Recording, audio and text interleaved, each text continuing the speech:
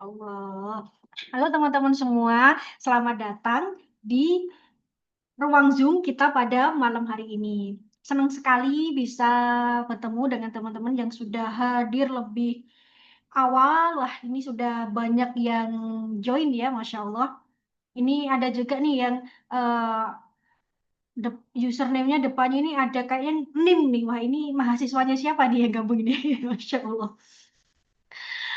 Silahkan teman-teman yang baru masuk, boleh atur posisi duduk, siapkan air minum, dan pastikan koneksinya nyaman ya. Hari ini insya Allah kita bakal belajar sesuatu yang relate banget dengan kehidupan kita sehari-hari. Apalagi ini menjelang akhir bulan, kurang 4 hari lagi ya. Dan awal bulan nanti atau bahkan di masa-masa dompet lagi sensitif ini nanti relate banget sama kita semua. Entah kita mungkin sekarang masih mahasiswa atau ibu rumah tangga ataupun profesional. Ya ini relate banget nih materi pada malam hari ini. Boleh banget teman-teman tulis di chat dari kota mana aja sih yang sudah bergabung. Aku lihat itu ada yang dari Nganjuk, ada yang dari Jakarta, wow, ada yang dari Surabaya di username-nya ya. Ada yang dari Malang, ada yang dari Makassar, ada yang dari Kediri. Wah, Masya Allah, banyak banget. Ini yang dari luar negeri ada nggak ya? Ini yang dari Jakarta, Kak Malikatin, Masya Allah. Semoga sehat-sehat selalu ya semuanya teman-teman yang hadir hari ini. Boleh juga mungkin diajak teman-temannya untuk hadir di Zoom pada malam hari ini. Jadi supaya teman-teman kita juga bisa melek finansial nih. Bagaimana sih pengelolaan keuangan finansial bersama dengan expertnya gitu. Masya Allah, ramai sekali ya. Ini di tempatnya teman-teman hujan nggak sih? Alhamdulillah Surabaya hari ini tidak hujan ya dibanding dengan kemarin-kemarin yang cukup ekstrim banget hujan terus gitu, Insya Allah. Oh ya teman-teman sebelum sesi ini dimulai bisa sambil disiapin notes-nya ya karena topik hari ini Insya Allah daging banget. Pembicaranya juga bukan orang biasa ya, tapi salah satu pakar keuangan syariah yang ilmunya adem dan aplikatif banget dalam kehidupan sehari-hari. Sambil menunggu peserta lain yang bergabung, boleh juga nih share di kolom chat. Apa sih yang paling sering bikin stres soal keuangan? Apa coba? Cash flow, cicilan, yang punya cicilan, kebiasaan belanja mungkin impulsif, atau gajinya yang hilang dalam hitungan hari. Wah, ini sangat-sangat bahaya sekali ya gitu. Jadi teman-teman eh, apa sih yang apa ya bikin stres tentang pengelolaan keuangan?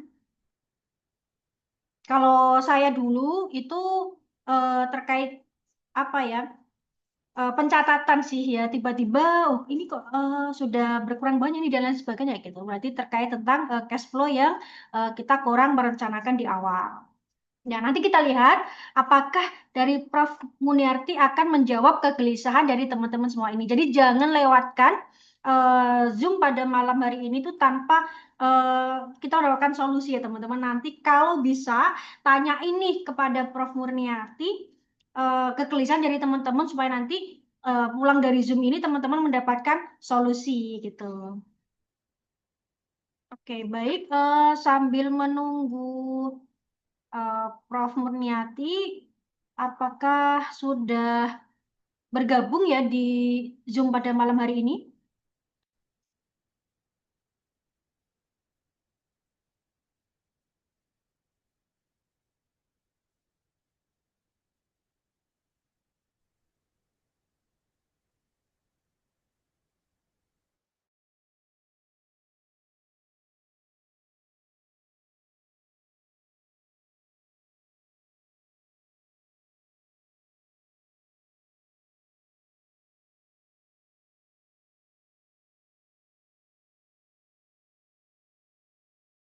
Oh ini ada dari timnya Prof. Murniati, masih proses bergabung ya. Baik teman-teman kita tunggu ya Prof. Murniati sambil menunggu teman-teman untuk bergabung pada malam hari ini. Dan tentunya juga sambil disiapkan ya mungkin catatannya dan lain sebagainya. Walaupun nanti akan ada Zoom recordnya teman-teman. Jadi nanti akan panitia share kepada teman-teman. Tentunya juga ada sertifikatnya.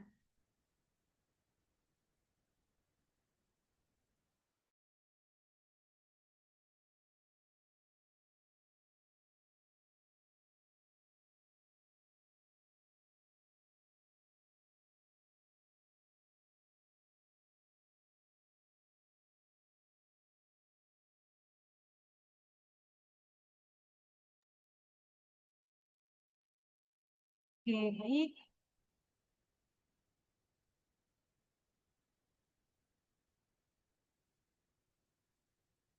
Jadi mungkin sambil menunggu sebentar ya, eh, kenapa sih webinar ini tuh kita adakan ya dari tim Mitra Zakat adakan? Ini adalah sebenarnya webinar series ya. Ini series terakhir pada sesi webinar rangkaian webinar di bulan November. Mudah-mudahan nanti kita akan ada webinar lanjutannya terkait tema yang berbeda atau mengulik tema-tema yang lain yang sekarang relatable nih dengan kondisi kita saat ini atau mungkin kondisi teman-teman. Jadi tetap pantau Instagram dari mitrazaka.id. Di teman-teman yang belum follow malam hari ini harus banget ngefollow karena di pendaftaran tuh wajib kan ya ngefollow. Jadi teman-teman yang belum ngefollow, wah ini belum amanah nih harus ngefollow uh, Instagram dari mitrasaka.id. Kenapa? Karena kita akan banyak informasi-informasi terkait tentang program-program sosial dakwah kemanusiaan, tetapi juga program-program webinar-webinar yang tentu inspiratif dan tentunya yang sangat relatable dengan kondisi teman-teman gitu.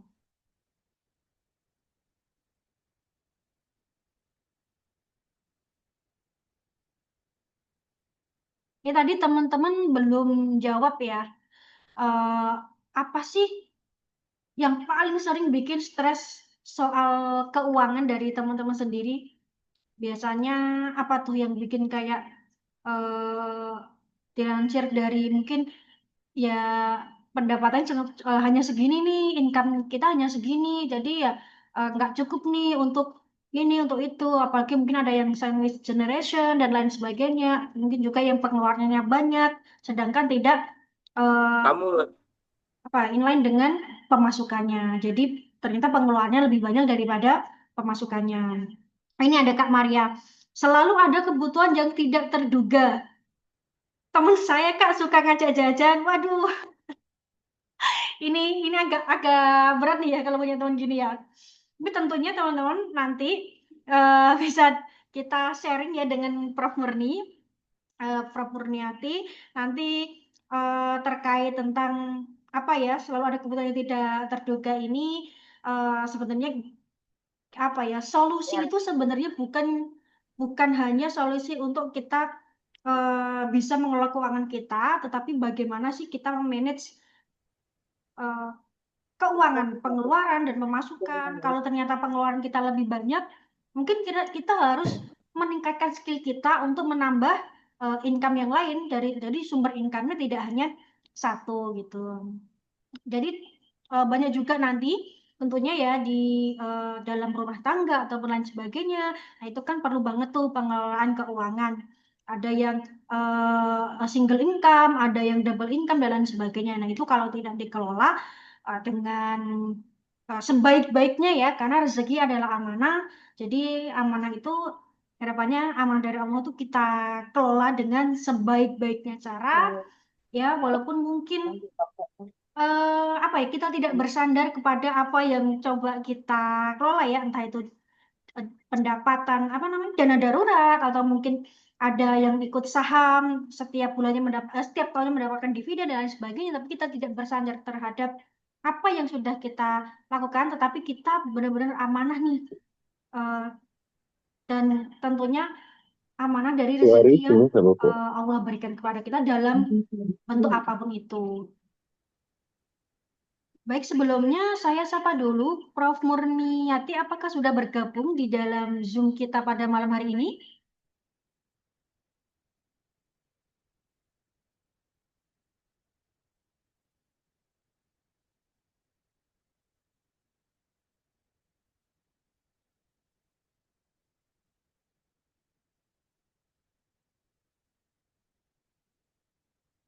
Belum ya, mungkin masih proses ya, karena biasanya jam isyaknya di Jakarta lebih agak malam sedikit. Semoga nanti Prof. Muniati dimudahkan untuk gabung pada malam hari ini.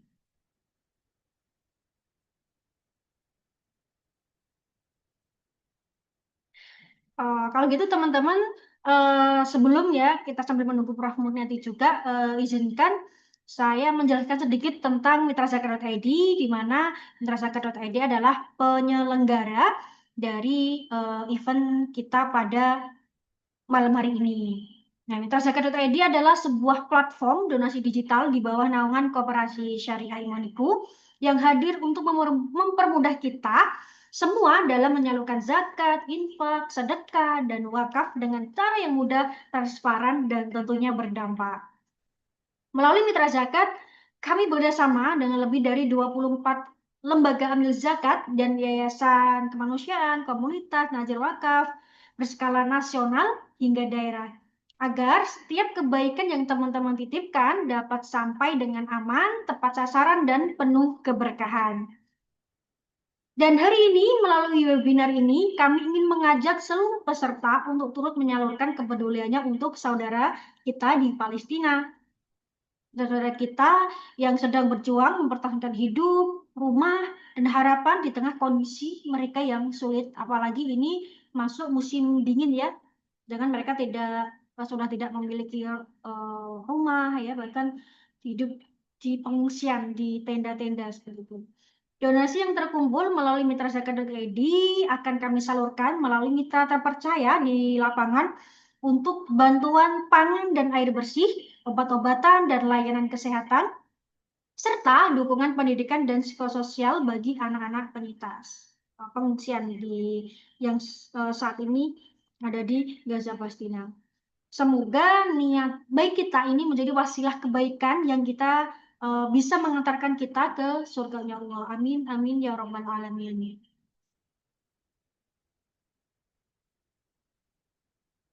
Saya ucapkan terima kasih banyak ya kepada teman-teman yang hadir pada malam hari ini, yang mendaftar webinar ini, dan tentunya menyisipkan sedekah terbaiknya untuk saudara kami di Palestina.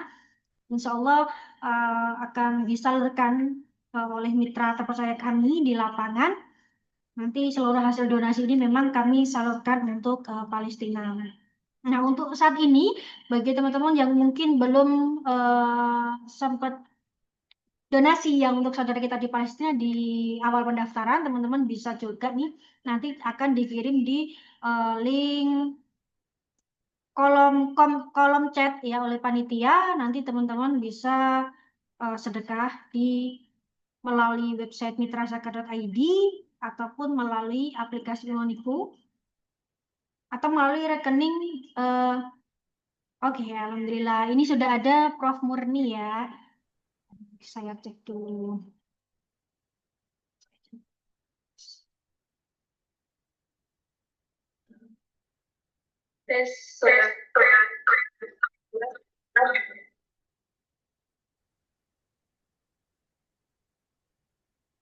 Ya, maaf, ini baru sholat Isya, baru selesai sholat Isya. Oh iya, Prof. Ya, ya, Oke, ya, Masya Allah. sebentar ya. Baik. Eh, karena Prof Murni sudah hadir, sebentar lagi ya tentunya teman-teman, eh, biar semua peserta tidak masuk dan tidak tertinggal materi yang sangat penting hari ini. Teman-teman, sebentar lagi kita mulai sesi webinar ya. Muslim Cerdas Finansial, Merdeka dari Stres Keuangan. Oke. Bismillahirrahmanirrahim. Assalamualaikum warahmatullahi wabarakatuh. Alhamdulillah, segala puji bagi Allah yang masih memberikan kita nikmat iman, nikmat sehat, dan kesempatan untuk terus belajar, termasuk belajar bagaimana mengelola rezeki dengan cara yang diridhoinya.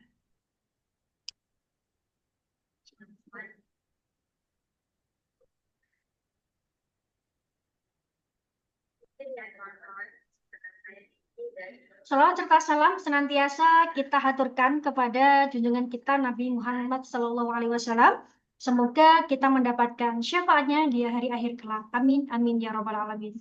Selamat datang saya ucapkan kepada seluruh peserta dalam webinar Muslim Cerdas Finansial Merdeka dari Stres Keuangan yang diselenggarakan oleh Mitra Zakat.id, platform donasi online yang memudahkan setiap orang untuk menyalurkan kebaikan secara digital, mudah, dan berdampak. Webinar ini tidak hanya menjadi ruang belajar finansial, tetapi juga menjadi bagian dari gerakan kepedulian kemanusiaan. Karena kegiatan ini turut mendukung perhimpunan donasi untuk saudara kita di Palestina. Dan insya Allah hari ini kita akan belajar bersama-sama dengan seseorang ya, sosok inspiratif, seorang akademisi, pakar keuangan syariah, dan sekaligus founder Sakinah Finance, yaitu Prof. Dr. Murniati Mukhlisin, MACC, CFP, IFP, AEPP. Sebelum itu ke acara inti pada malam hari ini izinkan dari panitia untuk memutarkan video tentang Koperasi Syariah Imaniku.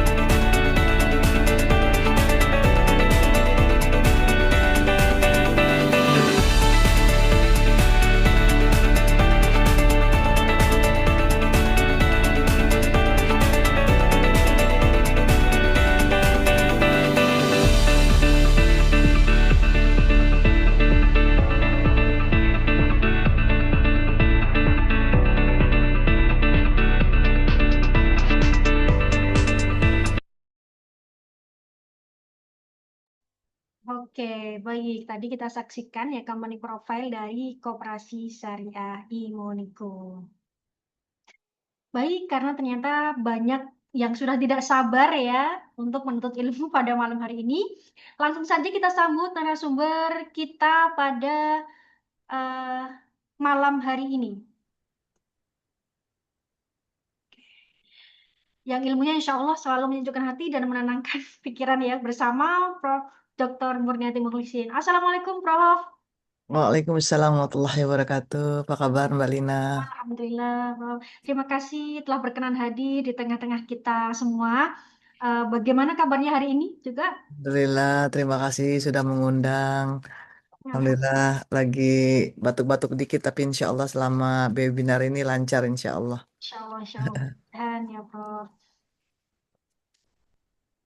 Semoga Iya. selalu sehat dan diberkahi oleh Allah dan Profesor kita juga sudah tidak sabar ingin belajar bersama dan tentunya kami persilahkan kepada Prof. Dr. Muniati. Matur nuwun. Mbak Lina lagi di posisinya lagi di mana ini? Masih di kantor Prof. Iya, Alhamdulillah.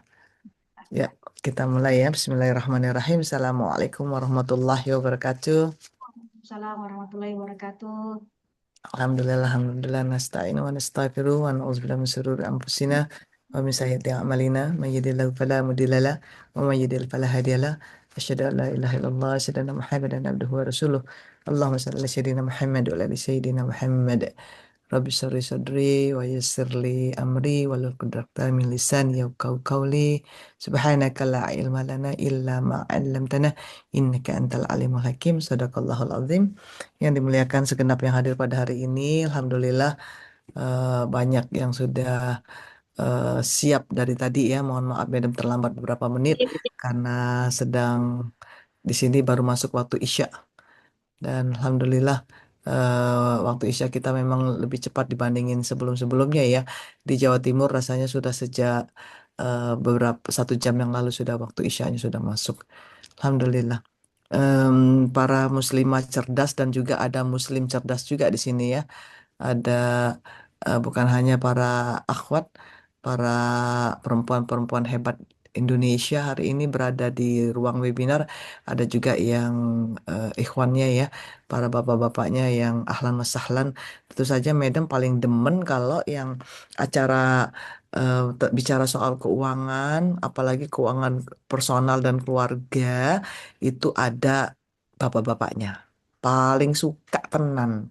Kenapa? Karena urusan keuangan bukan urusan perempuan aja ya. Jadi kurang tepat kalau misalnya urusan keuangan itu semuanya dipegang oleh perempuan, bapaknya nggak tahu apa-apa, atau yang laki-laki ya udah biarin yang perempuan aja. Padahal nanti kita juga perlu tahu ya dalam membuat keputusan keuangan itu seharusnya bersama-sama. Nah, sebelum Madam cerita banyak supaya ada inti, Madam mau em, se- menampilkan PowerPoint ya, Mbak Lina ya. Jadi Madam dipanggil Madam Ani aja. Ya, jadi nggak perlu pakai Profesor Tere kata-kata kepanjangan. Nah, jadi ya memang kita pengennya wanita atau muslimah itu cerdas finansial ya, merdeka dan gak stres keuangan. Kasihan ya, udah bebannya banyak, mikirin anak, mikirin keluarga ya, apalagi yang sudah menikah ngurus suami. Terus dia juga ini kayak kita harus perlu ada semacam merdeka keuangan itu ya nggak stres sendirian gitu. Stres sih biasa aja ya karena kan memang kita perlu adanya stres juga supaya lebih sehat hidup kita. Jangan terlalu nyantai atau plain-plain aja hidup kita ya. Perlu adanya stres untuk menjadikan kita-kita ini berpikir dan kemudian lebih banyak lagi keluh kesahnya itu menceritakan masalahnya itu kepada Allah Subhanahu wa taala. Jadi memang kita bersyukur ya kalau kita diberikan waktu-waktu di mana kita stres keuangan gitu ya. Bersyukur banget ya. Tapi tentu saja webinar series by Mitra Zakat ini sehat jiwa, sehat harta, sehat peran ya. Nah, kenapa ya kalau stres ya jangan lama-lama, harus dihadapi. Bagaimana juga resikonya kita harus selesaikan bersama. Nah, tadi Madam udah dikenalkan sedikit, silakan nanti baca-baca ngapain aja sih nih Madam Ani ini siapa sih gitu kan. Nah, silakan nanti kalau misalnya mau dibaca-baca, ya memang Madam eh, aktif banyak di banyak tempat ya silakan nanti kalau mau kerjasama. Aduh, madam, aku minat nih di asosiasi ini. Gimana sih caranya? Silakan ya. Nanti silakan kontak Madam Ani yang insya Allah hadir selalu di sosial media ya untuk membaca pesan-pesan dari para sahabat semua ya pada adik-adik semua insya Allah ya. Nah, adik-adik semua, kita mau ngapain sih? Nah, supaya kita nggak stres keuangan, supaya kita cerdas, pastinya harus ada konsep ataupun memahami satu pendekatan-pendekatan yang dimana sebagai umat Islam kita sebenarnya sudah diberikan bekal banyak. Sayangnya kita bekalnya itu kita baca-baca, kita lewat-lewat aja tiap hari. Kita nggak telaah, tidak kita praktikkan, atau kita tidak rumuskan gimana sih supaya bekal yang diberikan kepada kita itu memberikan solusi untuk hidup kita. Nah, coba silakan, Madam mau tanya nih ya, sebelum kita melangkah laju, ini Madam kasih spillnya. Spillnya adalah tentang mengapa sih kita perlu perencanaan keuangan ya karena memang kita eh, sangat-sangat rendah sekali literasi kita. Wes ada Mbak Neneng Susanti ya, kenal sama Madam. Terima kasih Mbak Neneng. Nah, jadi coba coba deh, survei nasional literasi dan inklusi keuangan itu menunjukkan Indonesia itu literasi keuangannya 66% aja. Sedangkan literasi keuangan syariahnya kecil banget ya. Nah, tapi sekarang literasi keuangan kita sudah naik. Naik inklusinya naik 43 dari inklusi keuangan ya dari yang syariah sih masih kecil ya inklusinya 13%, kalau yang literasinya sudah naik 43%. Artinya orang sudah paham 43%, 43 orang dari 100 orang itu paham tentang keuangan syariah. Tapi yang memakai produk dan jasanya baru 13% aja atau 13 orang. Nah, sebelum Medan menunjukkan kelebihan yang lebih jauh lagi, coba silakan sebutkan apa saja sih yang menyebabkan kita stres keuangan. Ayo, tulis di chat.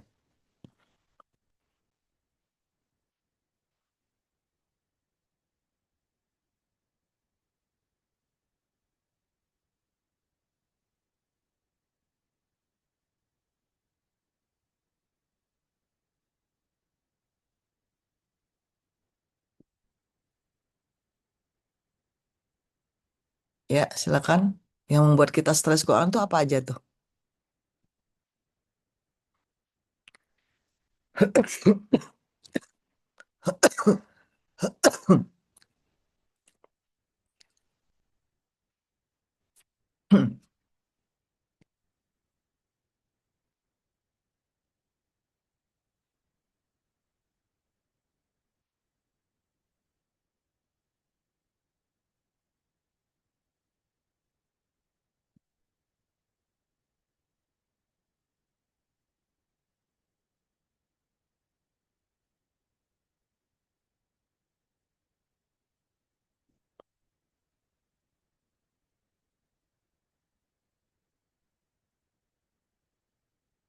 Sudah jatuh tempo, kebutuhan tapi uang belum cair. Aduh, Mbak Dianti, begitulah rasanya pusing stres ya. Besar pasak daripada tiang, nggak enak banget dah. Pengeluaran tak duka, iya memang banget nih ya. Bias ngali. Pengaturan cas in and cas out. Cash in, cash out ya. Waduh, iya. Pengeluaran banyak, pendapatan sedikit. Nah, itu dia. Banyak pengeluaran tanpa perencanaan. Nah, apalagi gitu ya, Nur Izati. Pendapatan sedikit. Ya ampun, kumaha tuh iya.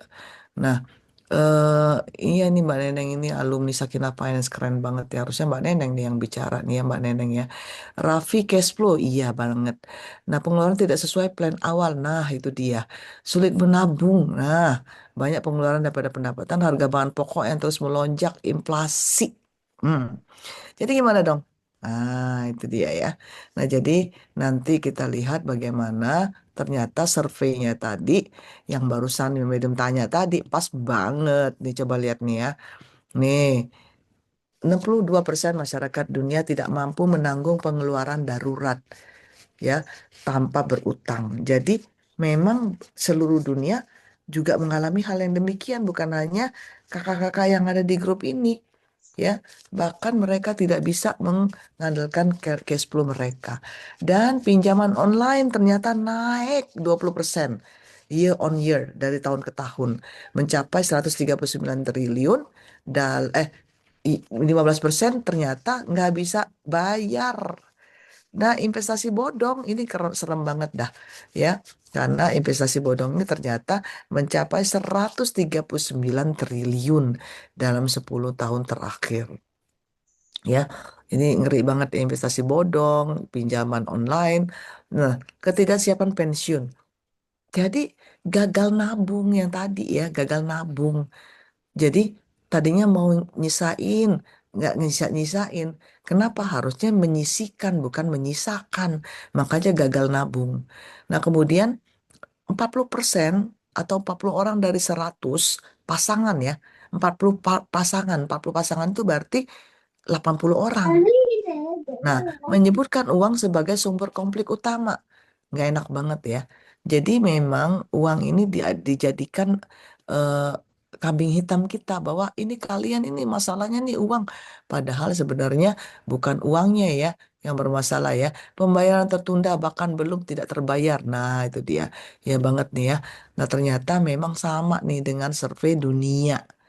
Tapi kita jangan seneng dulu ya. Ye, sama. Kalau gitu kita nggak punya masalah dong. Orang lain juga punya masalah. Nggak gitu ya. Harusnya kita harus banyak-banyak muhasabah. Wah, kalau gitu harus lebih hati-hati nih. Kalau ini melanggar di dunia, berarti kan permasalahan ini nggak sepele. Itu dong, ya. Nah, terus rekomendasi kita apa nih? Nah, rekomendasinya adalah bagaimana kita menentukan atau membuat perencanaan. Aduh, madam, gimana sih? Apa sih yang mau direncanain? Orang saya juga nggak ada uang yang mau direncanain. Nah, biasanya jawabannya orang yang yang putus asa tuh kayak gitu tuh. Aduh, ngapain sih, madam? Udah nggak usah deh. Apaan sih rencana-rencana? Biarin aja kayak kayak air mengalir gitu. Jadi kita nggak perlu deh ngerencanain sesuatu yang kita mau buat. Biarin aja gitu. Toh sudah ditakar kan? Nah, itu dia tuh. Padahal dengan ada perencanaan, kita itu bisa menetapkan tujuan-tujuan kita. Tujuan-tujuan keuangan kita ngapain sih? Oh, aku pengen pendidikan anak. Terus apa lagi? Aku pengen renovasi rumah. Terus apa lagi? Aku pengen umroh haji. Terus apa lagi? Aku pengen pensiunnya tenang, nggak malahan banyak utang waktu pensiunan gitu kan. Terus kalau ada waktu masa pensiun, aku pengen bisnis, tapi bisnisnya jangan sampai gagal. Nah, dengan adanya tujuan-tujuan seperti itu, maka kita perlu perencanaan, ya. Nah, terus gimana dong? Aku harus mengelola risiko-risiko keuangan dengan cara terus memastikan dana darurat itu ada. Terus ada proteksi takaful, ya asuransi Islam, asuransi syariah. Terus aku harus bagaimana nih? Sekarang investasi udah pada kenal nih. Jadi bukan hanya nabung, nabung, nabung, tapi uangnya tidak memberikan hasil karena tidak dijadikan dana produktif ataupun dana yang masuk ke dana investasi. Nah, maka dari itu, ya, bagi yang memiliki rencana keuangan formal, 30% lebih sedikit mengalami stres finansial dibandingin yang tidak punya. Jadi dibandingin kita yang stres karena buat perencanaan, itu lebih bagus banget dibandingin yang nggak punya perencanaan. Stres juga sih, kayak Madam ya kadang-kadang stres juga, tapi karena tingkat keimanan makin diasah ya, stresnya itu jadi makin lama juga makin mengecil. Kenapa? Karena kalau kita sudah merencanakan, selanjutnya kita serahkan, baru tawakal kepada Allah Subhanahu wa Ta'ala. Ya, jangan belum belum ikhtiar kita udah tawakal duluan, jangan. Ya, kita disuruh mengikat eh, untanya untuk supaya baru kita tawakal. Jangan untanya dilepas baru ya udah ya Allah aku tawakal ya Allah di mana aja deh unta itu pergi terserah dah. Tapi nggak diikat. Nah, itu nggak tawakal itu namanya. Itu nggak tawakalnya nggak pas tuh ya. Nah, kemudian kita juga ingin menumbuhkan etika atau nilai-nilai syariah. Iya dong, aku nih beragama apa nih? Aku beragama Islam. Kalau gitu aku mau eh, menjaga supaya harta aku sesuai dengan dengan etika-etika Islami. Aku ingin supaya punya nilai-nilai Islam. Supaya apa? Apa yang aku buat, apa yang aku ikhtiarkan, apa yang aku atur tentang keuangan ini bernilai nilai ibadah. Setuju nggak? Setuju nggak? Setuju nggak? Setuju nggak nih? Jadi kalau cuman ngerencanain supaya lolos dari utang, tapi nggak ada nilai-nilai agama, jadi kayak kosong, kering gitu ya. Jadi harusnya kita eh, setuju banget ya Mia ya.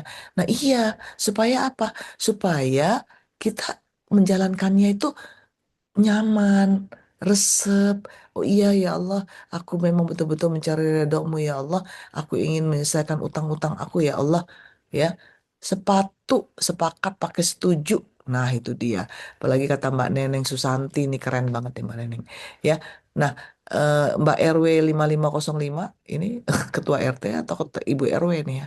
Nah, nah maka dari itu, marilah kita bisa nggak nih kita kelola pendapatan kita, pengeluaran kita, utang-utang kita, investasi kita, kemudian tujuan-tujuan keuangan kita, impian keuangan kita, dan bagaimana memproteksi keuangan kita itu sesuai dengan syarat syariah syariah. Emang bisa, Madam? Bisa banget lah. Terus gimana caranya, Madam? Mudah. Mudah, mudah banget. Nanti abis dari acara ini kita bisa praktekkan. Asal mau dulu. Nah, yang pusing itu kalau udah pesimis dulu. Ya, madam, aku ada tuh teman madam, dia ngerencanain keuangannya. Ginilah, itulah, itulah. Dia mah miskin-miskin juga. Ah, jangan gitu. Ya, madam, ngajarin apa sih, madam? Masa ini perencanaan-perencanaan? Ya, ada teman aku, madam, buat perencanaan-perencanaan. Dia mah pusing juga. Akhirnya dia bilang, aku udah nggak mau rencanain-rencanain. Pusing katanya gitu. Jalanin aja apa adanya. Nah, jangan gitu dong. Ya, karena ada prosesnya. Wa qul i'malu fasayyarallahu amalakum. Jadi, jangan jangan kita pusing dengan hasilnya.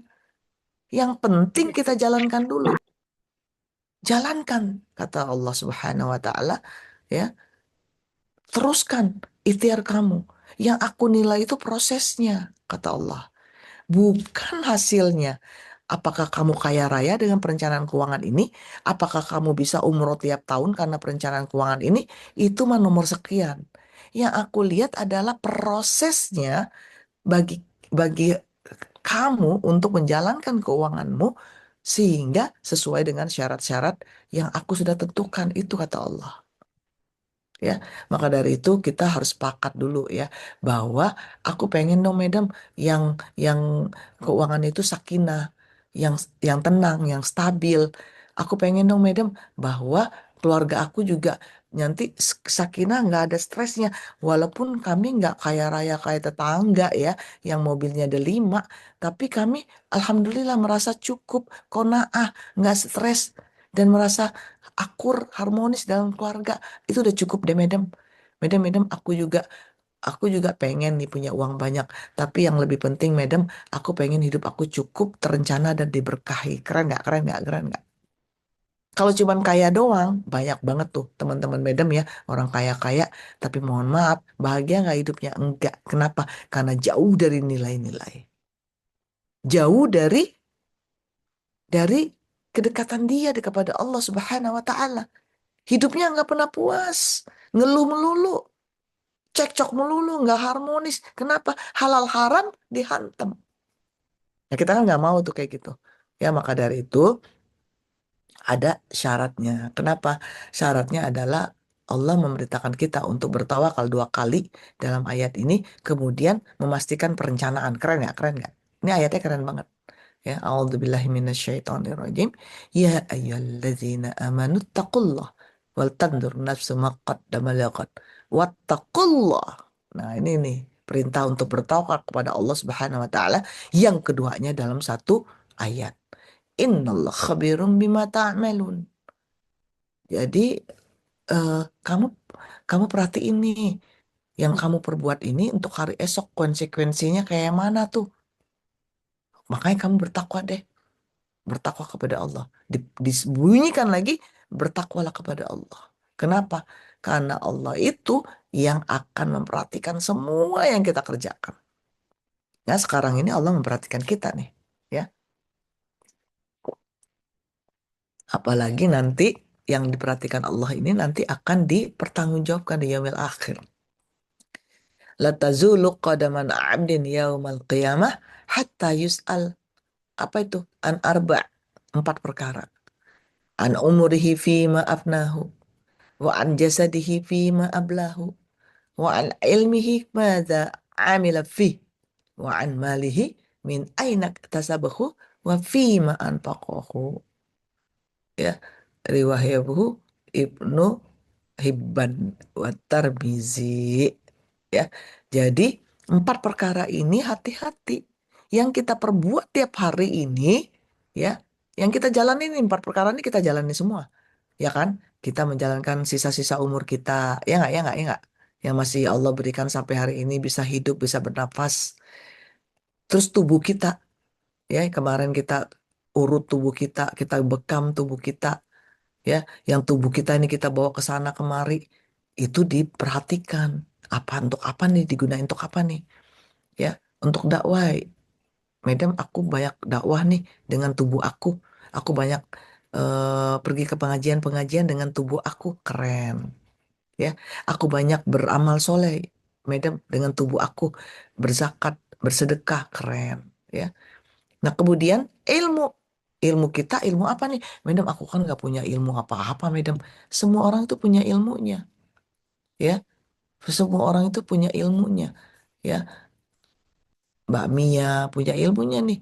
Bias Ngali, Pak Firman, Nur Izati, Ari, semuanya punya ilmu.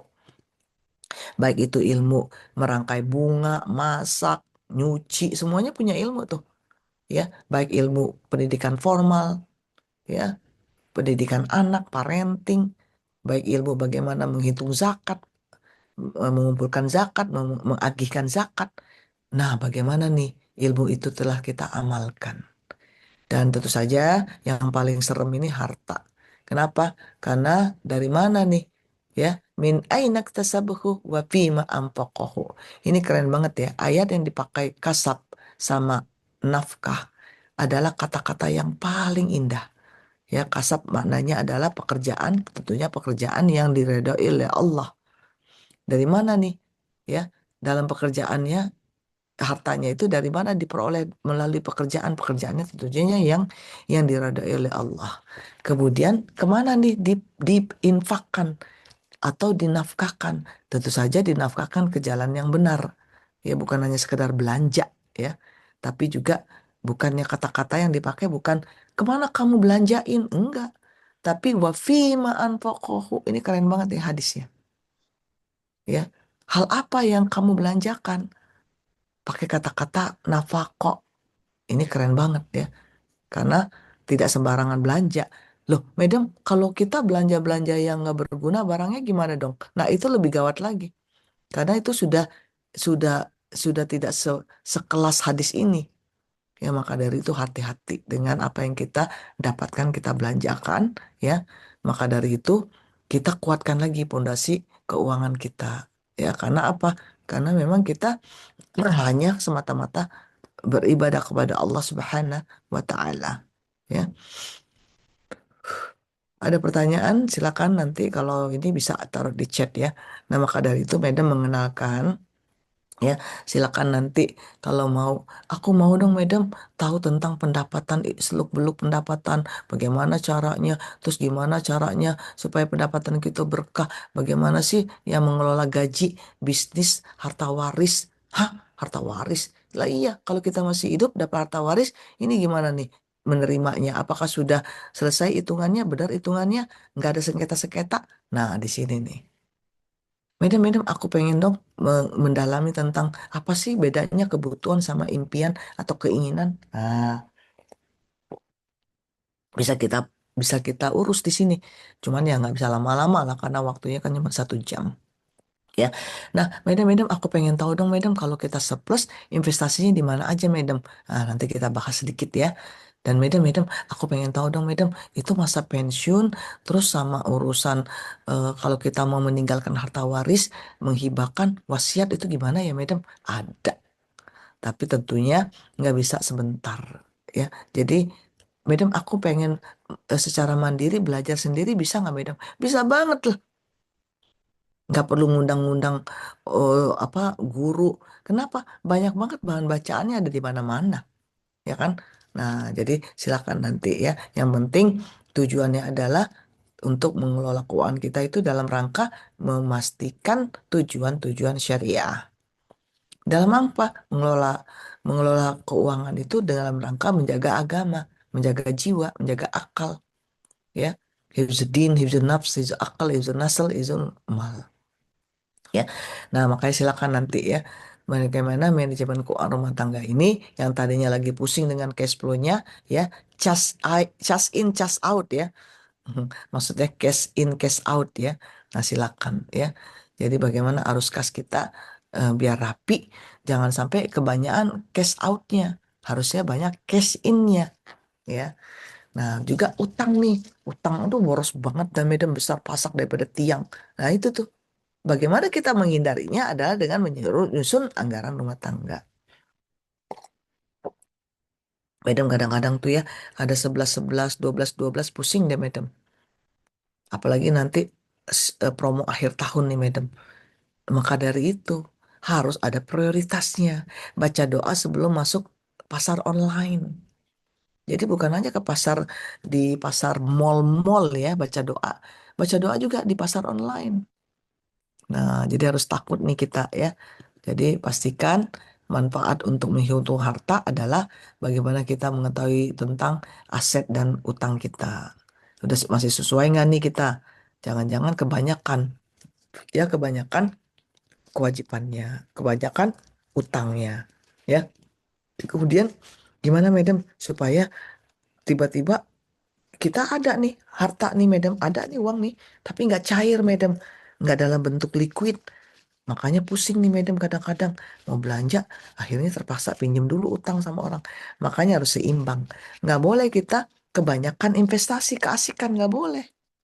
Kebanyakan beli tanah, beli barang yang kita anggap investasi, tapi kebanyakan akhirnya likuiditasnya kita nggak kepegang. Nggak boleh juga, terutama ketika mau bayar zakat. Tiba-tiba utang dulu deh zakatnya. Jangan ya. Nah, maka dari itu ada ya tips-tips bagaimana menentukan prioritas keuangan, mencegah pemborosan, ya memudahkan perhitungan zakat dan sedekah dengan cara menghitung harta dan kewajiban, ya. Nah, jadi kalau kita lihat di sini ya, eh, wah sudah ada yang nanya nih ya, gila ya. Nah, saran investasi perhitungan atau file Excel kalau ada. Nah, itu dia bias ngali ada, cuman Kak, waktu kita sempet apa singkat banget. Jadi nanti Madam kalau nunjukin perhitungan di Excelnya nggak ngerti cara ngitungnya gimana. Nah, maka dari itu nanti kita lanjut di lain waktu ya untuk yang betul-betul mau prakteknya seperti apa gitu ya. Nah, makanya ini nih ya, aduh pokoknya eh, nah itu dia nanti kita lihat ya instrumen-instrumen investasi ya Kila ya. Nah, eh, gimana nih kalau aku pengen emas nih Madam, aku takut FOMO nih Madam. Nah, ini gimana nih? Apa sih bedanya emas dengan sukuk? Apa bedanya emas dengan saham? Nah, nanti Madam bahas sedikit ya. Nah, terus gimana nih kalau tempat itu apa ada yang nanya nih ya, gimana nih untuk investasi? Nanti kita bahas di investasi ya. Nah, eh kita ya keren banget nih pertanyaan Raffi ini keren banget ya. Salah kelola udah bertahun-tahun nih, Madam. Aku pengen dong, Madam, balik lagi ke betul-betul yang ke kitohnya. Aku pengen yang sesuai syariah nih, Madam. Bagaimana cara memulainya lagi? Bisa banget. Bisa banget ya. Emang semua kita-kita udah perfect apa? Madam juga baru mulai ketika menikah. Ya, ketika menikah, Alhamdulillah 27 tahun ya menikah ini, memang betul-betul kami mengelola keuangannya sesuai dengan syariat Islam. Berusaha lah ya, berusaha ya. Nah, Alhamdulillah dari waktu ke waktu kita dapatkan, ini kayaknya keren banget nih ya. Ternyata apa, solusinya banyak banget dalam Islam. Ayo dong kita berbagi dengan orang lain. Makanya Madam tulis dalam buku Madam Sakinah Finance ya. Nah, ini nih, ini sebenarnya ini semuanya ada di buku Madam ya. Nah, terus bagaimana nih kalau kita misalnya pendapatan kita nggak tetap tenang, tetap catat keuangan kita. Uang masuk itu nggak harus tiap bulan, tiap minggu atau tiap 3 bulan sekali. Ada kan yang konsultan-konsultan itu dia dapat uangnya 3 bulan sekali. Atau kalau kita dagang ya, itu lain cash flow-nya. Nggak kayak orang kerja. Yang penting ada catatan. Dan pisahkan antara cash flow ataupun arus kas ataupun uang masuk, uang keluar dalam keluarga dengan uang masuk, uang keluar dalam berbisnis. Ya, makanya nanti ada yang namanya si Apik ya, ada apa software bisnis yang disiapkan oleh Bank Indonesia gratis. Bisa tuh, Madam, aku pengen dong belajar yang si Apik itu apaan sih, Madam? Bisa, nanti kita buat sesi selanjutnya ya. Bagaimana kita mengelola keuangan bisnis UMKM kita supaya bisa menjadi lebih besar, supaya lebih profesional. Gimana dong, Madam? Ada caranya ya. Yang jelas dia harus pisahkan dengan keuangan pribadi kita ya. Nah, jadi memang bener banget nih. Kalau arus kas uang masuk itu semuanya dicatat yang berkenaan dengan yang rutinnya.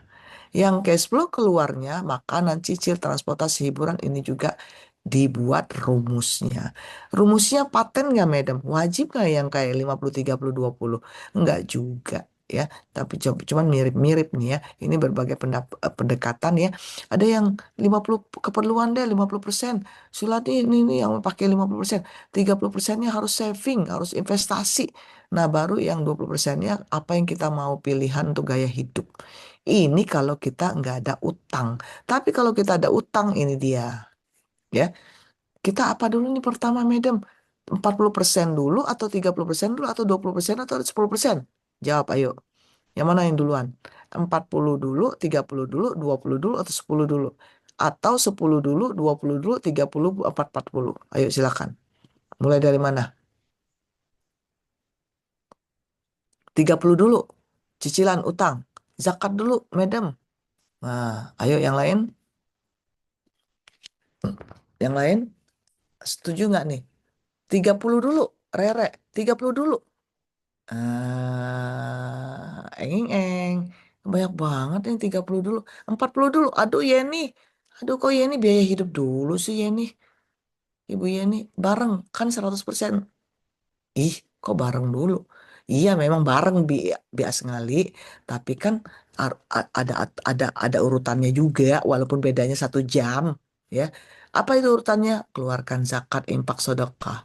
Kalau zakatnya sudah wajib dikeluarkan dari penghasilan, keluarkan dulu sebelum kita nikmatin untuk yang lain-lain. Madam, kalau ada utang yang mendesak banget gimana, Madam? Dengan zakat kita.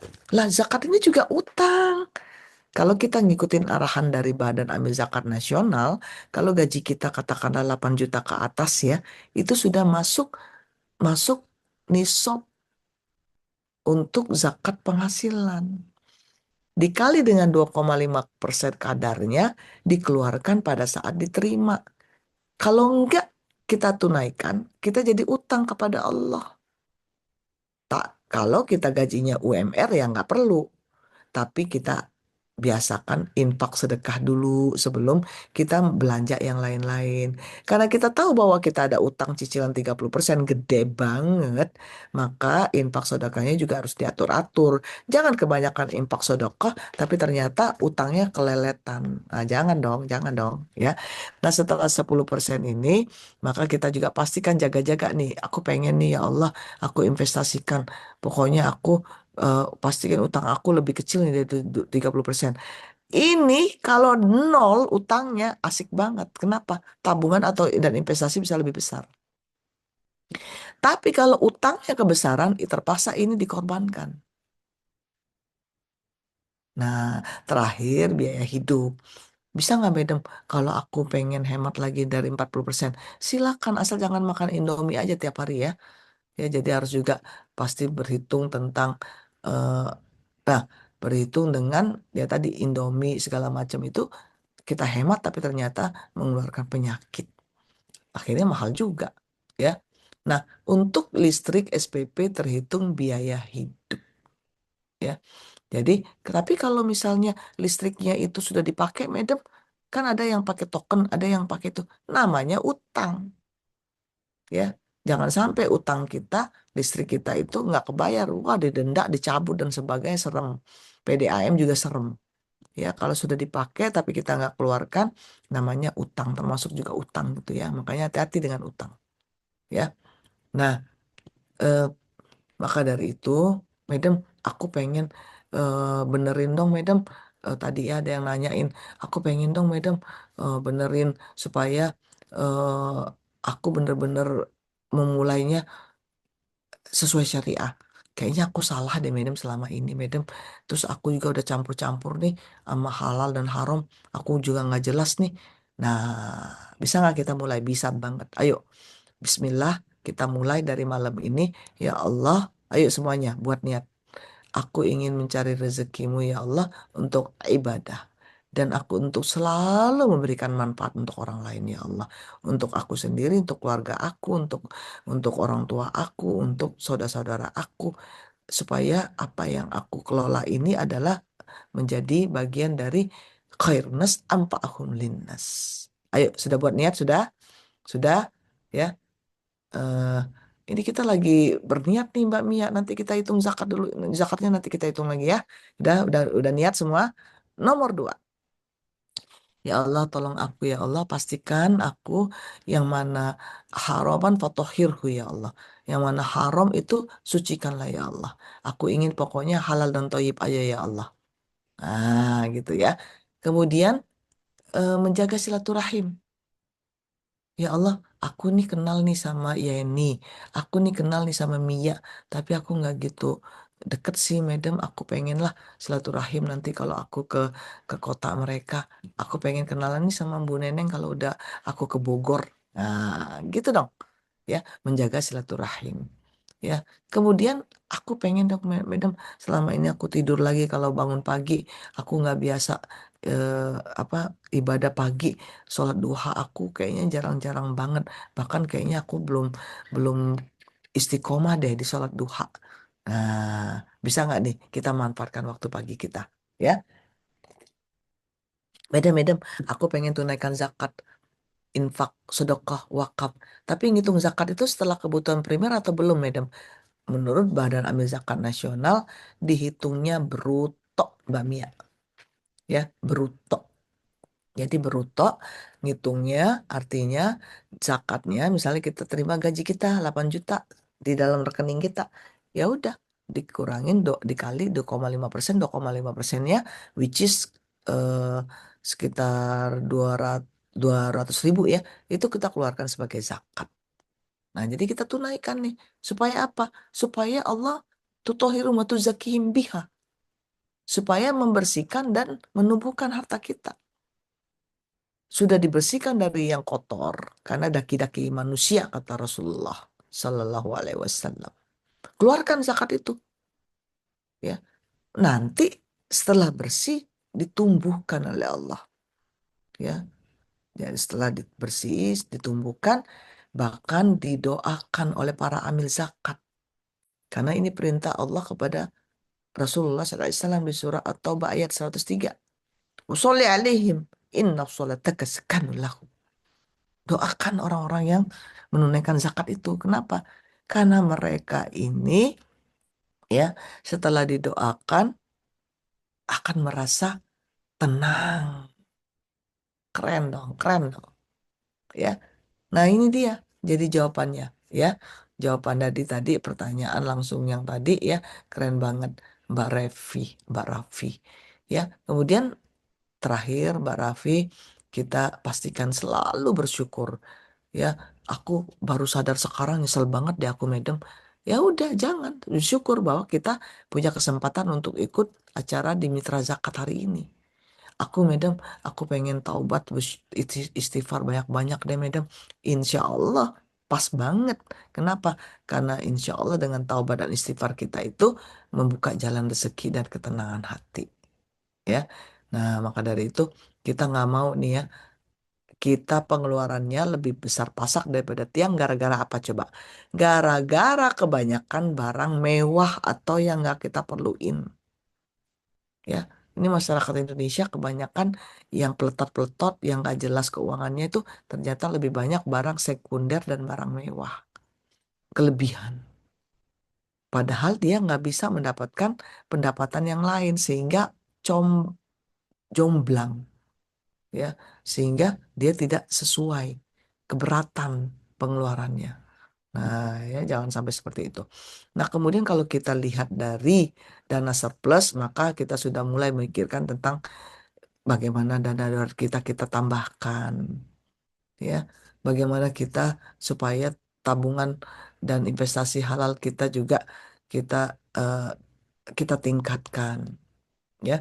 Bagaimana utang-utang ya kemarin-kemarin termasuk utang pinjol itu kita selesaikan. Bagaimana kita kalau porsi zakat jangan dibesarkan ya karena sudah sesuai dengan kaidah-kaidahnya. Tapi kalau infak sedekah itu bisa lebih banyak. Kita mau tambahin, aku pengen nambah lagi dong, Madam. Infak sedekah sama wakaf keren banget ya. Dan kita juga ingin ikut sunnahnya Rasulullah SAW yaitu berbisnis. Maka dari itu kita mulai usaha-usaha produktif ya. Nah, insya Allah dengan terus mengevaluasi dapat terus mencari satu formula ya untuk bagaimana mengatur keuangan kita. Ada pertanyaan? Nah, ini dia ya. Kalau utang gimana dong, Madam? Tadi kayaknya Madam ngomongin investasi-investasi, ngomongin utang tapi sedikit. Kalau utang gimana? Nah, ini dia. Jangan-jangan kebanyakan nih kita pos-pos yang kita nggak butuh, kita beliin barang-barang. Barangnya numpuk, nggak bermanfaat. Nah, maka dari itu kita juga pengen ya gaya hidup konsumtif kita kita kita betulkan ya. Atau aku nggak konsumtif, Madam, tapi memang pendapatan aku lebih banyak. Bagaimana caranya? Tingkatkan pendapatan dengan cara lebih banyak lagi kita ngikutin kursus-kursus bagaimana jadi konsultan atau jadi pembicara atau kita ngikutin kursus-kursus bagaimana dapat berbisnis, mengelola bisnis dengan baik untuk mencari pendapatan atau alternatif pendapatan yang lebih baik lagi, ya. Nah, kemudian pastinya kalau kita ada utang, ya atur lagi utang kita.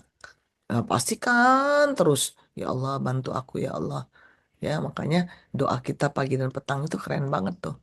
Ya, Allahumma ini na'udzubika minal hammi wal hazan wa na'udzubika minal ajiz wal kasal wa na'udzubika minal jubni wal bukhl wa na'udzubika minal ghalabatid daini wa qahri rijal. Ya, tadi kita barusan berdoa ya, mendoakan bersama-sama supaya kita jauh dari sifat sedih, murung, benci, kikir. Ya, pokoknya yang negatif-negatif kita minta dihilangkan oleh Allah Subhanahu wa taala. Terus apalagi yang kita minta? Kita minta supaya kita jangan terlilit utang ya. Dan juga dijahati orang-orang.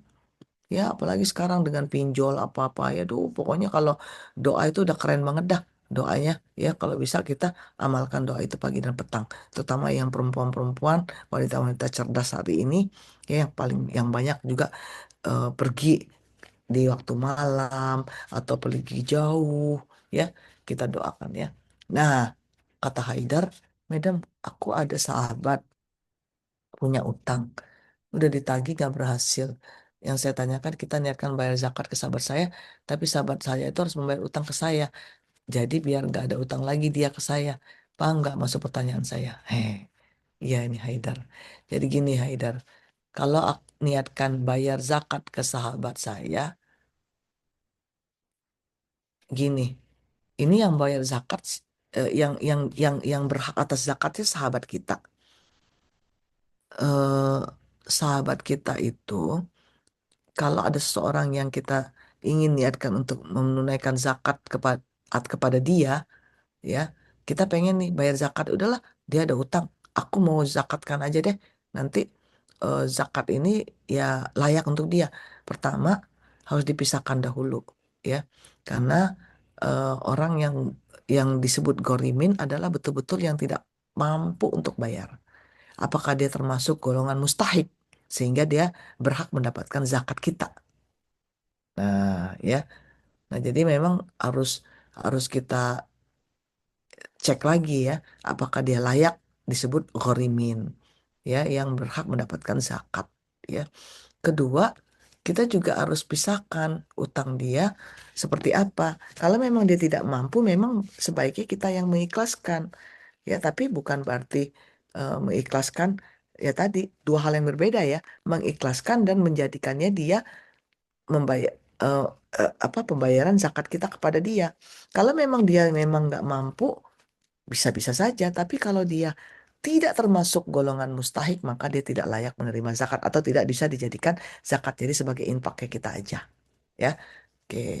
Nah, Mbak Yan, mudah-mudahan menjawab ya. Mbak Yeni, kalau biaya hidup semacam listrik, SPP, syariah pondok anak itu, oke, diselesaikan dulu, kemudian baru misalkan lain. Apakah salah, Madam? Tidak ada tanggungan yang benar-benar utang. Oh, enggak. Jadi gini, ya memang ini eh, sudah ditentukan oleh Basnas ya. Jadi kita nggak bisa buat, em, memang ada beberapa ustadz yang menyarankan ya dikurangin dulu dong Madam dengan biaya hidup, ya SPP dan ini sebagainya. Tapi saat ini Basnas eh, tetap pada yang bruto. Ya, jadi kita ngikutin aturan yang satu aja. Jadi bingung nanti Madam kalau jawab silakan, nah gitu kan. Jadi Madam merujuknya pada referensi dari Badan Amil Zakat Nasional. Jadi kita tidak sebaiknya tidak mengurangi listrik, TSPP dan lain-lain. Kenapa? Karena kita sudah disebut em, layak zakat itu ketika kita tidak eh, apa? Ketika kita eh, berpendapatan di atas kecukupan. Jadi hak kifayah kita sudah tertutupi, ya. Hak kifayah itu yaitu listrik, SPP dan sebagainya itu sudah tertutupi dengan 7 jutaan tadi ya. Nah, itu kira-kira ya. Jadi sudah disebut melebihi hak kifayah. Hak kifayah kita sekitar 4,8 juta ya. Nah, kalau di bawah itu baru kita disebut dengan yang tidak mampu. Oke. Nah, ya mudah-mudahan itu menjawab. Nah, maka dari itu kita bisa nggak nih buat prinsip cerdas? Ayo apalkan. Cerdas catat, cerdas E-nya E-nya evaluasi, cerdas rencanakan R-nya, D-nya dahulukan, A-nya alokasikan, S-nya sederhana. Oke nggak? Oke nggak? Ya, ya. Terima kasih Mbak Yani, Mbak Yeni. Nah, coba prinsip kita harus cerdas. Prinsip muslimah itu cerdas. Cerdas itu ya catat. Cerdas itu evaluasi. Cerdas itu rencanakan. Cerdas itu dahulukan. Cerdas itu alokasikan. Cerdas itu sederhana. Nah, ya hafal ya, hafal ya. Nah, contohnya ini dia. Pendapatan ya dikurangkan tadi zakatnya. Kalau ada zakat, kalau disebut zakat ya, tapi kalau 5 juta belum belum wajib zakat. Jadi kita infak aja dah. Ya, infak ini ya. Karena sekarang sudah naik dia.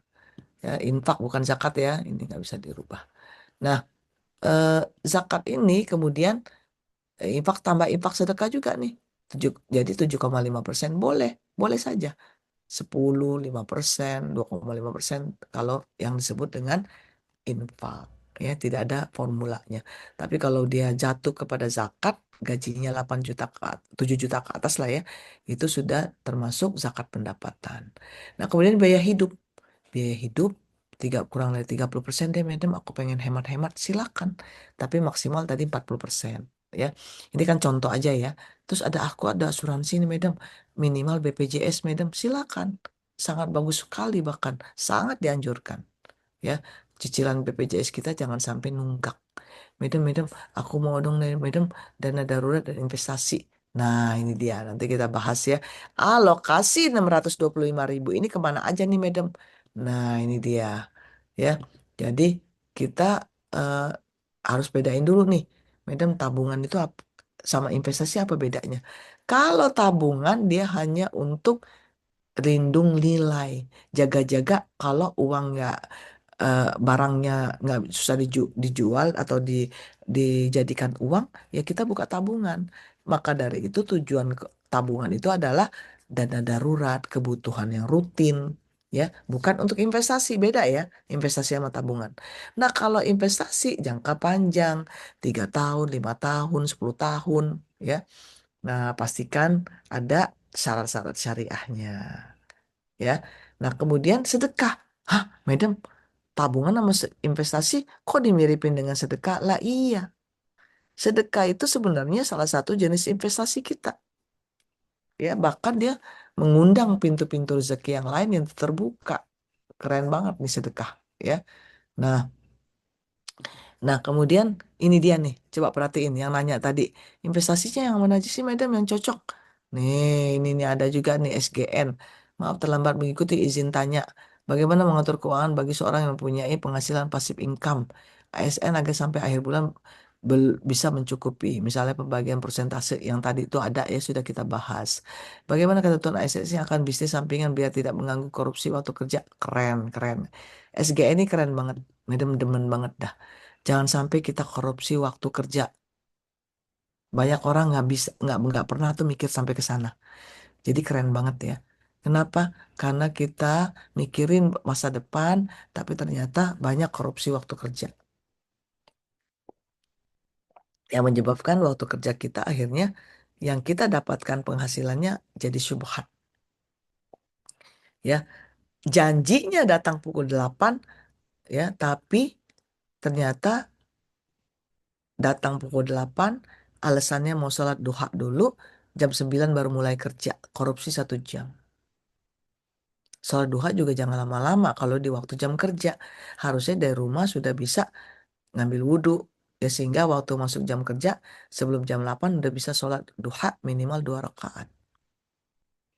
Sholat zuhur, dari jam 12, Allahu Akbar, Allahu Akbar. Balik ke kantor jam 2. Nah, itu korupsi waktu itu. Apalagi kalau dipakai alasan pakai bisnis, alasan pakai ibadah aja, ya padahal itu sholat tuh bagus kan, bisa-bisa tidak menjadi tidak menjadikannya halal. Karena apa? Sholatnya kelamaan. Sholatnya sebenarnya sebentar sih 5 menit. Yang lama itu ngobrolnya atau tiduran bentar di musola. Nah lo, ya berarti bukan sholatnya yang disalahin, ya. Nah maka dari itu kita harus pastikan, ya, untuk tadi ya jangan sampai, ya, kita berusaha untuk berbisnis sebagai seorang ASN, tapi ternyata memantau bisnisnya memakai waktu jam kerja. Ya, sholat aja, yang tadi alasannya sholat, ternyata salah kaprah juga nggak boleh. Ya, nah maka dari itu pastikan kita mengajak seluruh anggota keluarga kita berbisnis supaya karena ASN itu ada larangan-larangan, nggak semuanya bisa memakai waktunya untuk berbisnis, ya. Maka dari itu, bagaimana supaya tidak melanggar waktu kerja, pandai-pandai kita memakai atau mengatur waktunya, misalnya hanya waktu malam saja. Kemudian hanya Sabtu Ahad saja. Nah, bisa tuh, ya, ya. Jadi eh, kenapa? Karena kita yang ujung-ujungnya pengen mendapatkan penghasilan tambahan ternyata tidak berkah karena apa? Kita korupsi waktu. Jangan sampai gitu ya. Nah, ini tadi ini contohnya nih ya yang mau investasi tadi silakan tadi yang bertanya.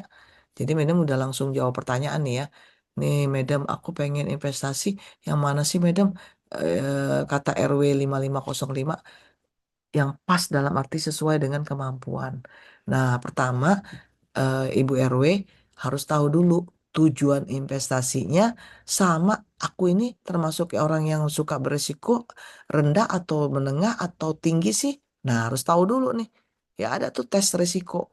Atau kita biasa nggak nih takut sama investasi A ataupun kita berani nih untuk apa untuk nyoba dulu. Nah, kalau kita nggak berani berarti kita sukanya risiko rendah. Pilihannya ini dia. Tergantung juga tujuan hidupnya. Madam, aku pengen deposito syariah aja deh. Karena apa? Aku mau membutuhkannya dalam waktu 3 bulan lagi, 6 bulan lagi. Karena deposito syariah itu hanya berlaku sampai 12 bulan, ya. Jadi eh, jangan sampai kita eh, ini apa namanya salah. Ternyata bisa ada 24 bulan, Madam. Bisa banget, tapi rata-rata 12 bulan. Karena kalau bisa diarahkan automatic roll over, boleh-boleh saja. Tapi yang tetap 12 bulan maksimal. Ya, ini emas nih, Madam. Gimana, Madam? Bagus kan, nih, Madam? Nah, ini Madam sukuk negara nih, Madam. Ini bagus gak? Ini Madam reksadana pasar uang, Madam. Jangan tanya orang bagus atau enggaknya. Tapi bagaimana kita menyesuaikan dengan perencanaan kita dan juga tipe resiko kita itu harusnya. Nah, misalnya resiko sedang begini, beda kan? Ya, nih dari segi waktunya juga beda. Ada juga resiko tinggi nih. Nah, ya, resiko tinggi reksadana saham, P2P, saham syariah, ya, ini bisa menjadi pertimbangan-pertimbangan untuk investasi kita. Oke, silakan kalau ada pertanyaan, ya. Nah, tentu saja kita harapkan konsep-konsep yang tadi ya itu kita praktikkan. Ya, bagaimana tadi membersihkan harta kita dengan sedekah, menumbuhkan keikhlasan, qanaah, hubungan sosial kita baik, ya.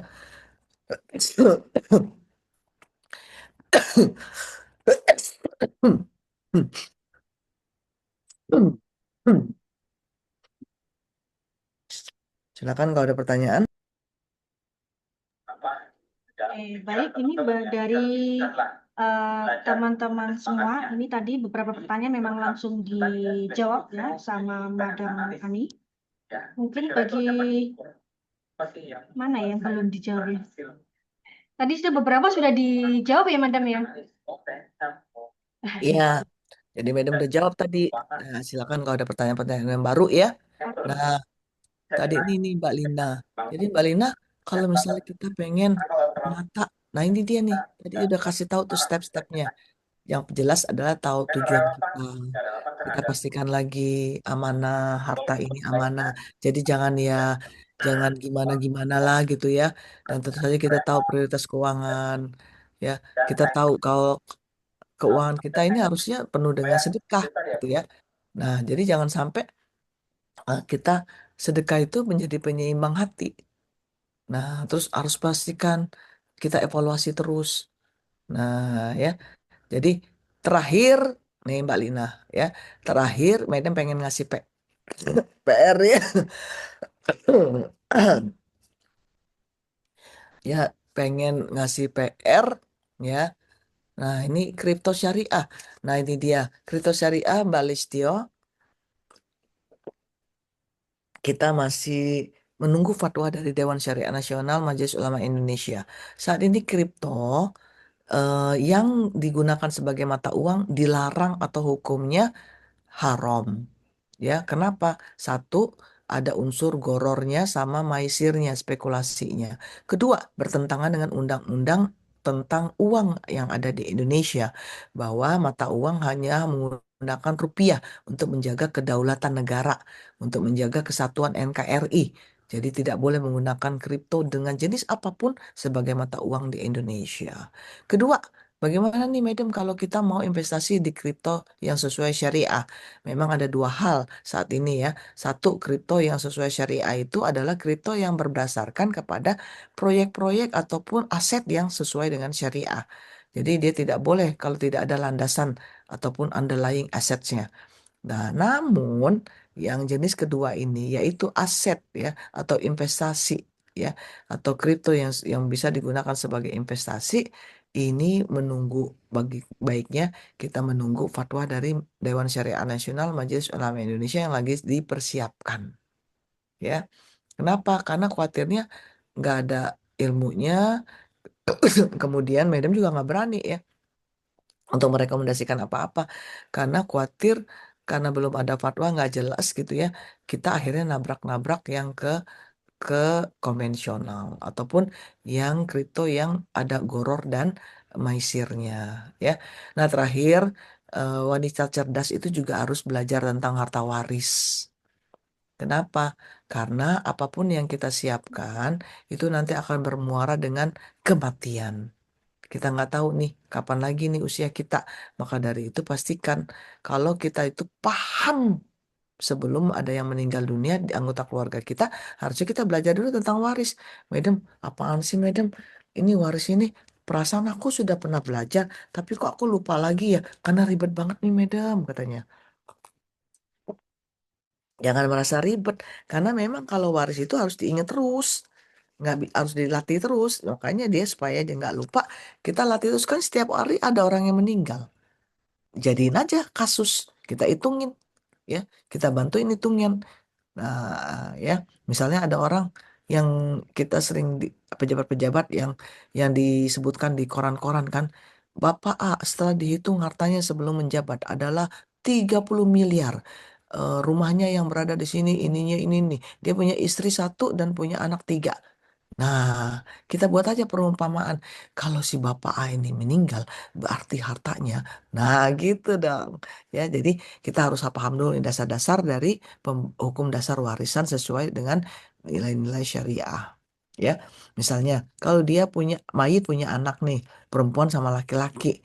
Berarti dia meninggalkan ayah ibu, ayahnya dapat seperenam, ibunya dapat seperenam. Kalau mayit itu laki-laki, maka istrinya dapat seperdelapan. Sisanya itu diberikan kepada anak laki, anak-anak perempuan, yaitu 2 banding 1. Nah, contohnya ini nih, ya. Nih, kalau dia suami, dia mempunyai harta 500 juta. Tapi ingat, karena dia sudah ada investasi di sini, ada P2P, ada bisnis, ada juga dia KPR, tapi ada asuransinya, ada utang zakat. Nah, gimana nih dengan 500 juta ini? Ternyata 500 juta ini ketika klaim asuransinya diterima, maka harta mayit adalah 990 juta. Nah, nanti kita juga lihat setelah dihitung dan dibagikan warisnya, mau dibagikan warisnya, ini gimana nih Madam P2P? Bagaimana nih Madam kalau dia berbisnis? Nah, caranya ngebagi ini gimana? Nah, nanti ikut lagi ya cara-cara ataupun kelas-kelas Sakinah Finance dengan mitra zakat.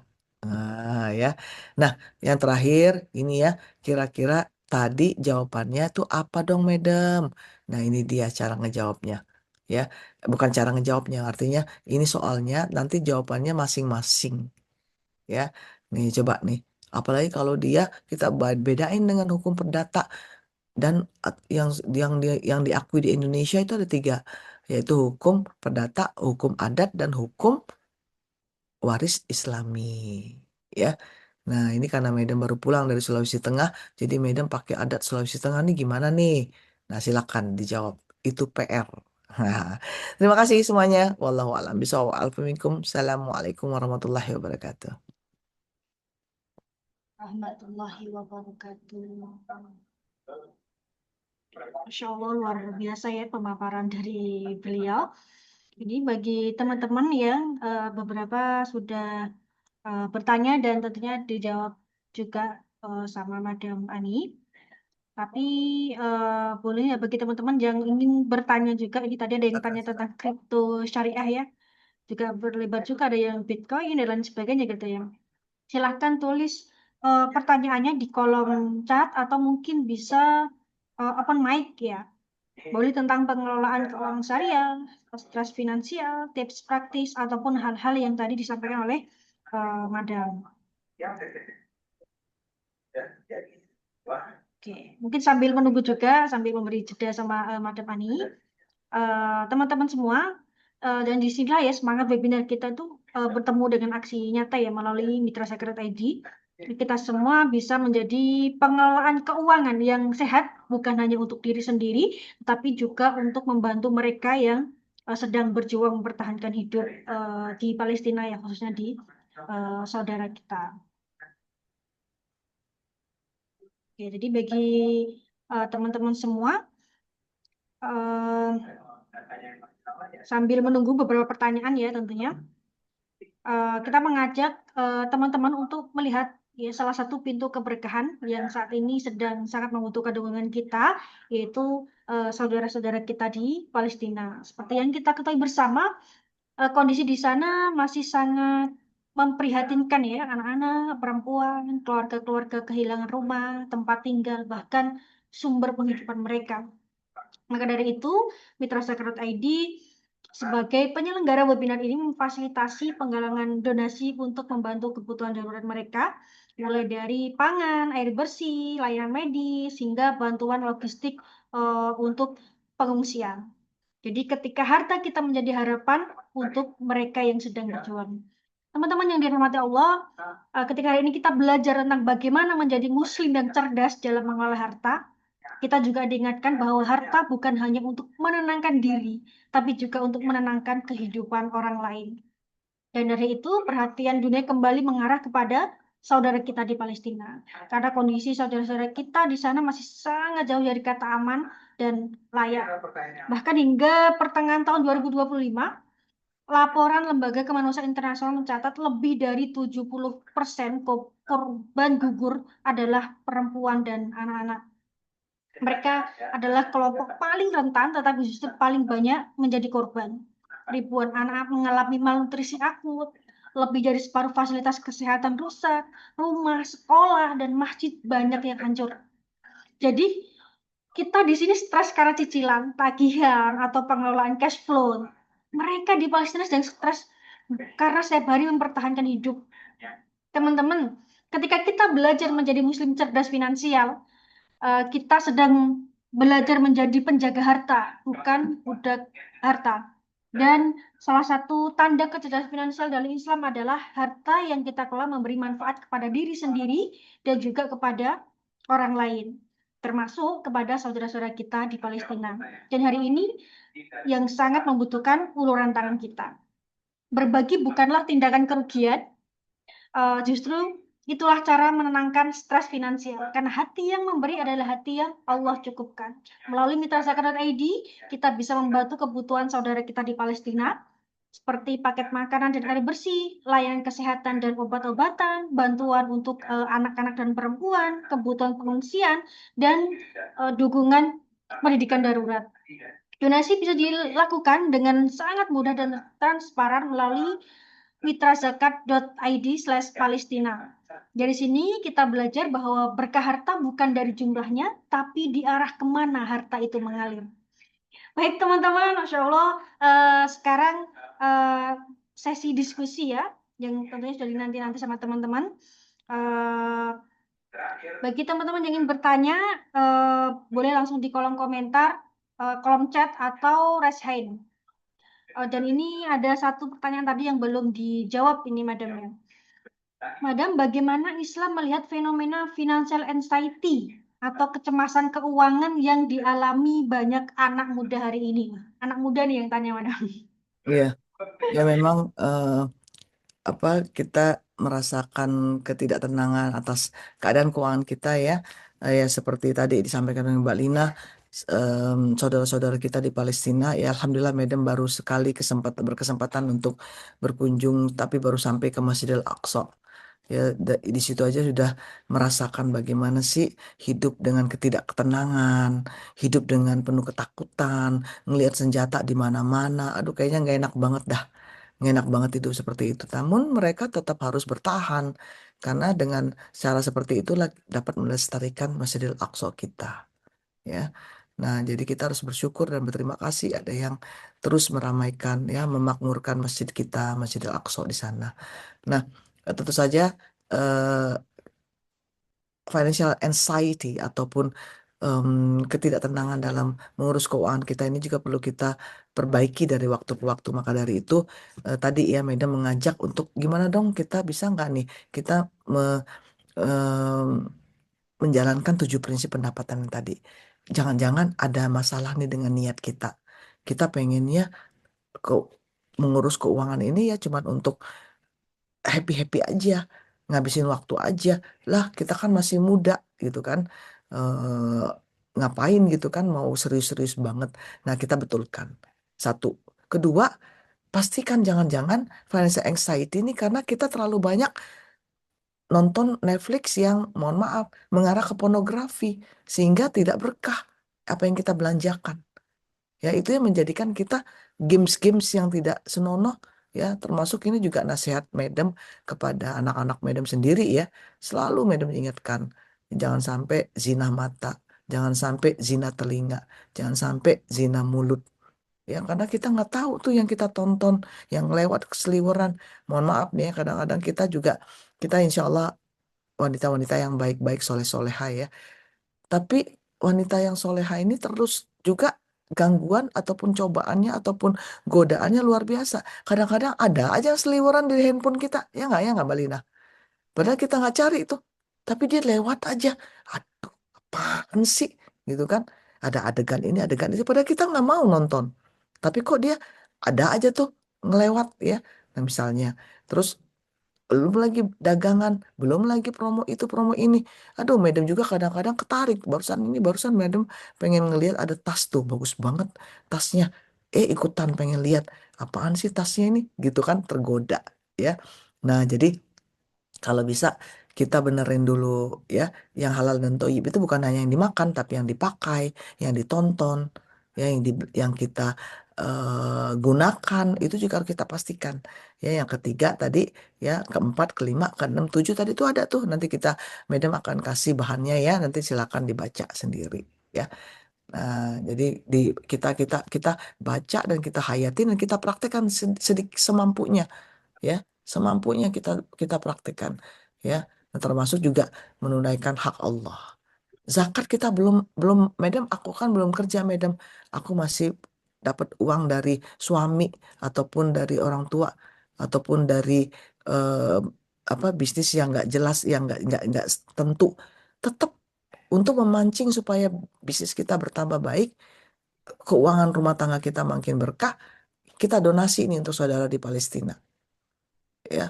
Nah, supaya apa? Bisa disampaikan langsung ke sana. Kita sendiri ke sana, nggak mungkin sendiri-sendiri semua ke sana, ya kan? Nah, jadi, kalau misalnya kondisi darurat nih kata Mbak Kika, apakah semua bentuk pinjaman dianggap riba? Mbak Kika,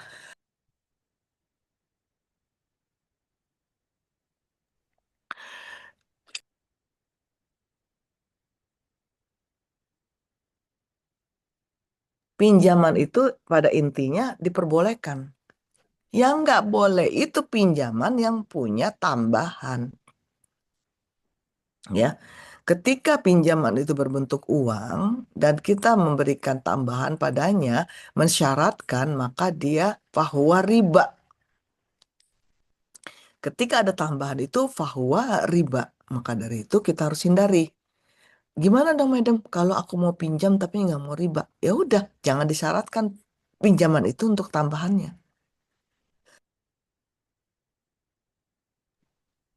Mbak Lina, pinjam dong aku, Mbak Lina 1 juta. Udah titik. Kata Mbak Lina, iya aku pinjemin. Tanggal 31 Desember aku pulangin. Udah, titik. Nggak ada tambahan.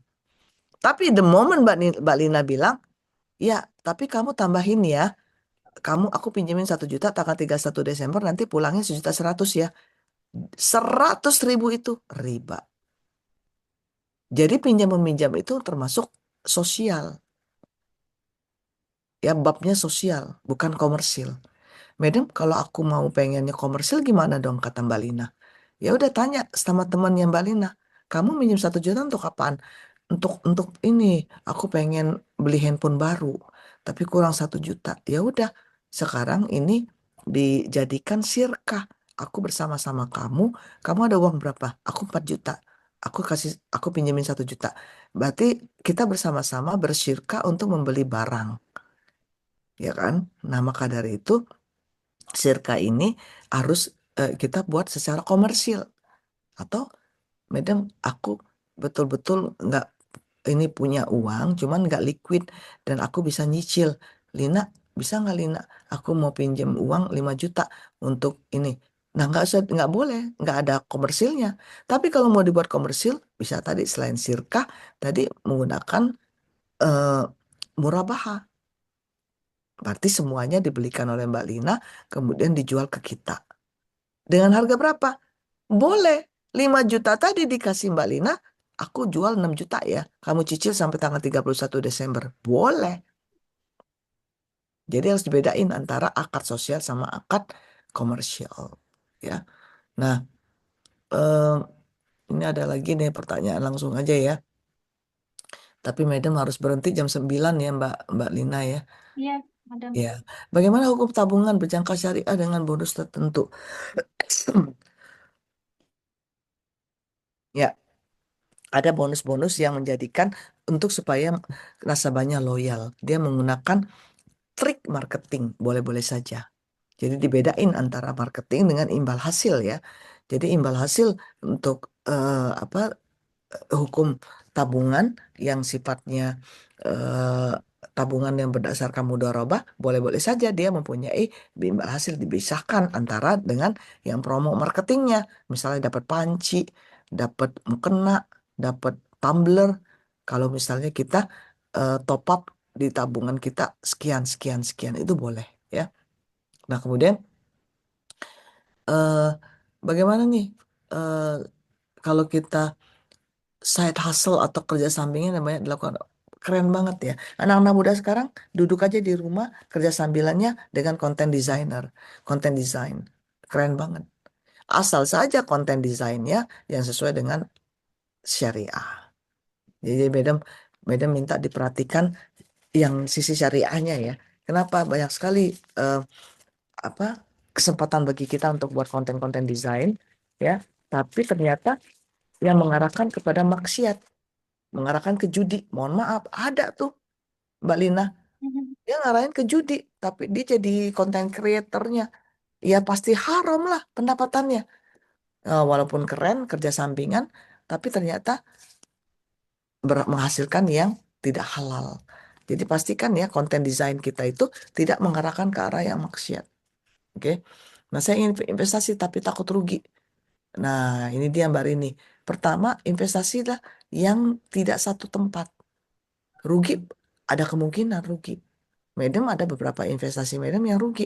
Tapi karena disebar di beberapa tempat, ada di investasi Medem yang lainnya yang bagus. Nah, supaya aku nggak rugi gimana nih Medem? Caranya mulailah dari yang sedikit dalam jangka waktu yang pendek. Yang penting kita mulai dulu, ya. Nah, jadi resiko itu pasti ada. Tapi bagaimana cara mengelola risikonya kita lihat dengan caranya mencoba. Tapi sebelum itu harus ada ilmunya. Mhm. Harus ada belajar adabnya, belajar ilmunya, baru kita amalkan, praktekkan. Ya, jangan ikut-ikutan temen. Tiba-tiba kalau rugi marah-marah sama ke teman. Kamu sih ngusulin ini, padahal kita nggak ada ilmunya. Jadi perlu ya tahu ilmunya, baca fatwanya, baru kita mulai berinvestasi. Ya. Nah, kemudian skema cicilan syariah kadang lebih mahal daripada konvensional. Nah, ini Madam coba deh Yahya, Mas Yahya coba cek lagi yang mana nih yang mahal. Kok Madam nggak ngerasa mahal ya?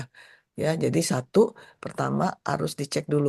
Misalnya kita tanya nih yang di konvensional, halo, halo bang konvensional, aku mau nih ngambil cicilan mobil, mobilnya yang sama ya. Terus kita pergi ke syariah. Aku mau dong ngambil cicilan yang syariah. Jadi dua bank ini cuman ngebandinginnya harus dua ya yang sama ya. Tadi kan ada koperasi syariah tuh yang lagi ditampilkan oleh Mbak Lina. Nah, kalau koperasi syariah biasanya marginnya pasti lebih tinggi dibandingin bank. Karena memang dia modalnya masih sedikit ya dan dia masih eh, apa masih sangat sempit ya dalam artian area untuk dia mengadakan pembiayaan sehingga dia tidak bisa memberikan biaya yang murah. Jadi kalau mau kebandingin bank sama bank, bank konvensional sama bank syariah ya. Nah, coba deh Kang Mas Yahya besok hari Kamis nih. Jadi bisa Mas Yahya cek ya. Bisa nggak nih kita dapetin yang sesuai eh, yang bisa lebih murah nih yang syariah. Ya, bilang aja ke bank yang syariah. Bank syariah, aku kan nanya ke bank yang itu. Dia bilang kalau kita mau ngambil cicilan mobil sekian sekian sekian. Kalau kalau di sini berapa? Kok lebih mahal ya di sini? Bilang aja begitu. Nanti dijelasin. Ketika dia ngejelasin, ternyata ada salah paham yang kita mungkin bisa dijelaskan ya. Karena apa akad-akadnya berbeda ya. Jadi memang Mas Yahya Medem baru ya, baru 30 tahun menggeluti syariah, mempraktekkan syariah. Dan Medem kok merasa sangat nyaman sekali ya dengan syariah. Sayang sekali kalau masyarakat masih sampai salah paham tentang syariah. Karena ngedengerin dari orang lain. Nggak ngebaca sendiri, nggak nanya langsung ke banknya. Ya bank itu kayak toko kelontongan dekat rumah kita aja. Tanya aja, lu jualan garam berapa? 1.000. Lah, di pasar aja 500, gituin aja. Ya. Nah, terus banyak orang yang terjebak utang riba bukan karena ingin, tapi karena terdesak. Apa solusi syariah paling realistis untuk kasus seperti ini? Nah, ya memang, ya ada juga yang memang dia utang, tapi karena dia terdesak. Cuman dengan keadaan di Indonesia yang luar biasa, solusi-solusi syariah bertebaran di mana-mana. Sayang sekali kalau kita masih masih membiarkan diri kita terjebak dengan utang ribawi. Kenapa? Karena banyak sekali solusi syariah. Kok masih terjebak dengan utang ribawi hari gini? Ya karena satu, kita malu bertanya sesat di jalan. Kedua, kita nggak ngebaca banyak hal. Ketiga, kita nggak nanya ke tempat yang benar. Keempat, kita membiarkan diri kita terdesak. Harusnya enggak. Dengan adanya perencanaan, insya Allah kita nggak mau lagi nih terdesak nih. Aku pengen yang betul-betul perencanaan aku sesuai syariah deh, madam. Nah, jadi diniatkan, insya Allah dibantu oleh Allah, ya. Insya Allah ya, Mas Agung ya. Insya Allah nanti Masya kita Allah. sama-sama nanti teruskan bagaimana supaya kita bisa eh, apa menjalankan, ya. Karena niat kita pengen syariah, insya Allah dimudahkan. Madam di mana-mana hidup madam, ya selama di Indonesia, di Malaysia, di Inggris, semuanya pakai kartu syariah, semuanya urusannya syariah. Karena memang niatnya sudah di sana, Allah mudahkan. Jadi nggak ada alasan. Madam ke Amerika, madam ke Kanada, madam ke Jepang, semuanya pakai kartu syariah. Ya, kartu debit madam bisa dipakai. Kenapa? Karena memang madam kekeh nggak mau pakai yang lain selain syariah. Dan Allah mudahkan. Kenyamanan, ketenangan juga datang. Kita nggak ragu-ragu lagi. Ya, itu saja mungkin Mbak Lina. Masya Nah, Allah, luar nanti biasa. kita foto bareng ya. Ya, luar biasa sekali ya ilmu dan hikmah yang telah kita dapatkan hari ini dan ramai sekali ya yang ingin mendapatkan pencerahan ya tentang bagaimana pengelolaan uang dan tentunya tentang yang syariah. Baik, mungkin bisa on cam ya semua yang hadir pada malam hari ini. Kita foto bersama Madam Ani tentunya. Mudah-mudahan nanti di sesi-sesi selanjutnya kita bisa mengulik lebih dalam ya tentang pengelolaan keuangan syariah yang lebih detail. Dan semoga Madam Ani juga selalu dalam keadaan sehat terus supaya nanti bisa Amin. membersamai kita untuk tentang edukasi terkait tentang pengelolaan keuangan. Baik, ini Amin. sudah banyak yang on cam ya. Ini panitia yang akan ngefoto. Oke, mungkin ada banyak slide ya. Oke. Ini ada yang namanya Layin. Anak Madam pertama itu namanya Layin. Oh, Masya Allah. Iya, Masya Allah. Ya, udah satu, dua, tiga. Oke. Oke. Oke. Oke, barakallah. Amin Masya ya Rob. Silakan Allah. nanti Yang berteman lain. di media sosial Madam ya, Murniati Nah, Mukhlisin. Oh, terima iya. kasih banyak kami ucapkan kepada Madam Ani atas nasihat dan ilmu yang menenangkan hati ya tentunya mendapatkan pencerahan pada malam hari ini dan tentu kepada seluruh peserta yang telah menyimak dengan penuh semangat ya standby dan memberikan pertanyaan-pertanyaan yang luar biasa. Semoga setelah webinar ini kita bukan hanya menjadi muslim yang cerdas finansial, tetapi juga muslim yang merdeka dari stres karena yakin bahwa rezeki sejati datang dari Allah dan mengalir paling indah saat berbagi. Mari kita akhiri dengan doa kafaratul majelis bersama-sama. Subhanakallah bihamdika asyhadu alla ilaha illa anta astaghfiruka wa atubu ilaik.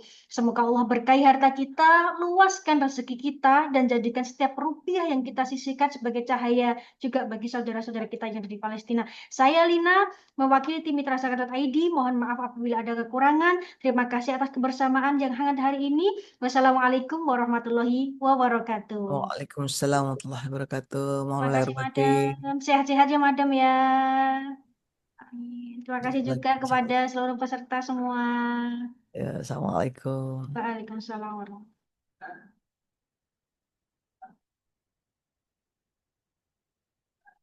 Ada absen, absen.